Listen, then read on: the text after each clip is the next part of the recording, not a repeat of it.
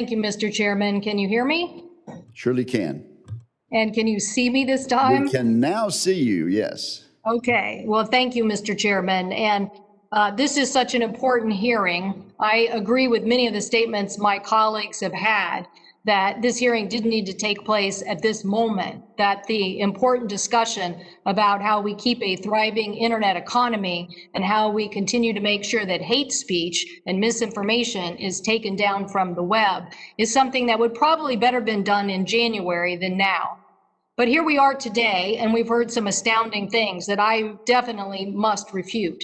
First of all, I'm not going to take lightly anybody who tries to undermine mail-in voting. Mail-in voting in the United States of America is safe. The state of Washington, the state of Oregon have been doing it for years. There is nothing wrong with our mail-in system. So I think that there'll be secretaries of state, there'll be our law enforcement agencies who've worked hard with state election officials, and others who will be talking about how this process works and how we're going to fight to protect it. I'm also going to not demean an organization just because they happen to be headquartered in the state of Washington or to have business there. That somebody claims that just because the geography of a company somehow makes it uber political for one side of the aisle or another, I seriously doubt. I know that because I see many of you coming to the state of Washington for Republican fundraisers with these officials. I know you know darn well that there are plenty of Republicans that work in high-tech firms. So the notion that somehow these people are crossing the aisle because of something and creating censorship, the notion that free speech is about the ability to say things, and it doesn't take, well, maybe we need to have a history lesson from high school again, but yes, free speech means that people can make outrageous statements about their beliefs. So I think that the CEOs are telling us here what their process is for taking down healthcare information that's in fact, that's not true, that is a threat to the public, and information that is a threat to our democracy. That is what they're talking about.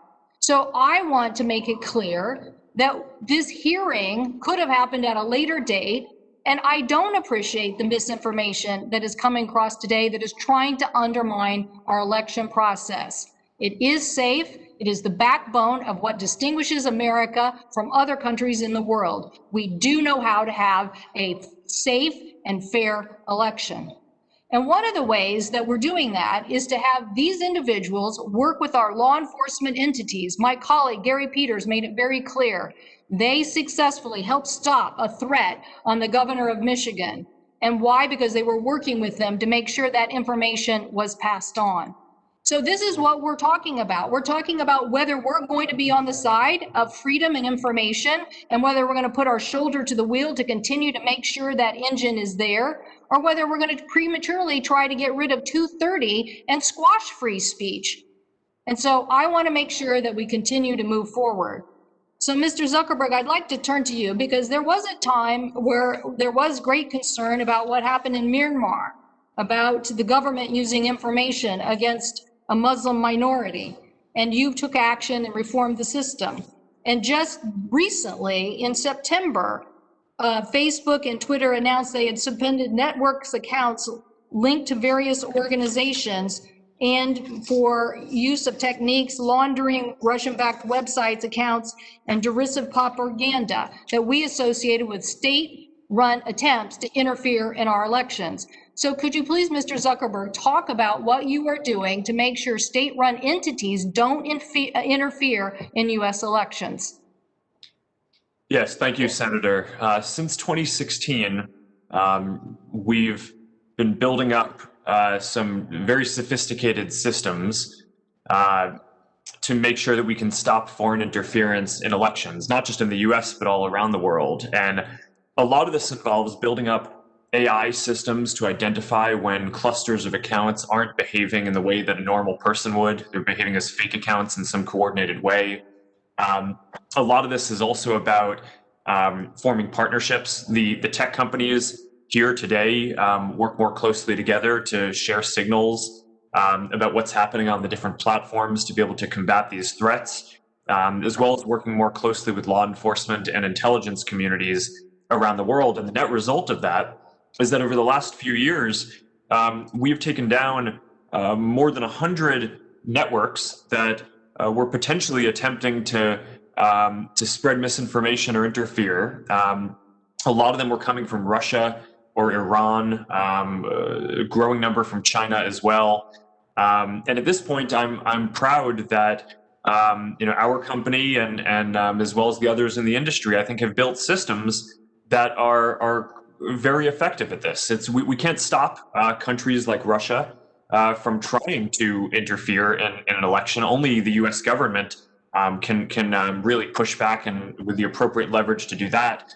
But we have built up systems to make sure that we can identify much faster when they're attempting to do that. And I think that should give the American people a good amount of confidence leading into this election. And is it true that those entities are trying to find domestic sources to help with that misinformation?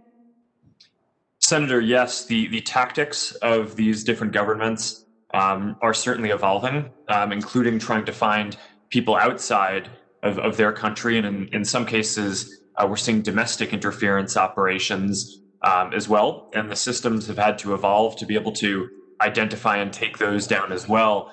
Of the 100 or so networks that I just cited that we took down, about half were domestic operations at this point, and that's in various countries around the world, not primarily in the U.S.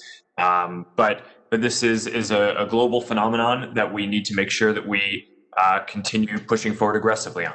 Thank you. Thank you. Mr. Pichai, I'd like to turn to you for a second because I do want information from Facebook on this point too, but I'd like to turn to you. There's information now from media organizations that it may be as much as 30 to 50% of Google ad revenue of that broadcasters and newsprint are losing somewhere between 30 and 50% of their revenue that they could be getting to newspapers and broadcasting, losing it to the formats that Google has as it relates to their platform and ad information.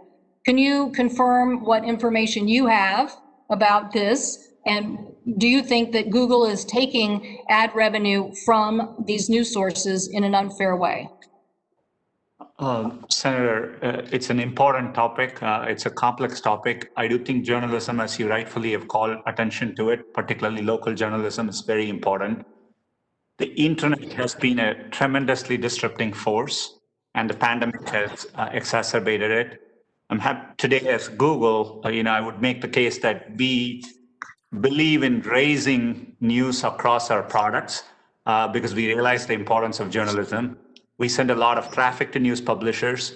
All the ad technology questions I'm getting asked today, we invest in ad technology, share a majority of revenue back to publishers.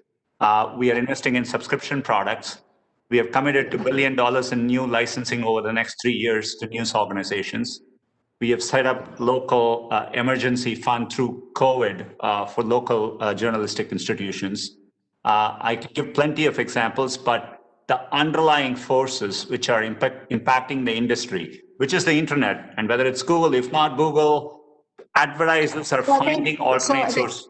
Yeah, I don't have a clock on me, so I don't know how much time I have to leave. You're a minute and a half over, but so let's see. Okay, well, I'll just leave it with this, that Mr. Pichai, you hit on the key word, majority. I don't think that you return the majority of the revenue to these broadcast entities. I do think it's a problem. Yes, they've had to make it through the transformation, which is a rocky transformation, but the message from today's hearing is the free press needs to live and be supported by all of us. And we look forward to discussing how we can make sure that they get fair return on their value. Thank you, Mr. Chairman. Thank you.